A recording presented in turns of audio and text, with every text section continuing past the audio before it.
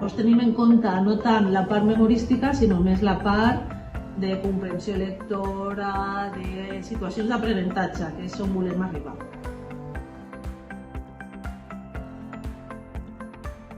El batxillerat d'ara, el que fem ara, és com més memorístic, no? És més classe maestra del professor, que explica la pissarra i els alumnes fan els exercicis. La idea del batxillerat nou competencial és que no sigui d'aquesta manera. Pues depende del tema, pero estudiando se puede sacar bien. No hemos notado muchos cambios en el método de estudio, pero sí que es verdad que hay que empezar a estudiar varios días antes. Creo que nos preparan bien porque se hace bastante práctica.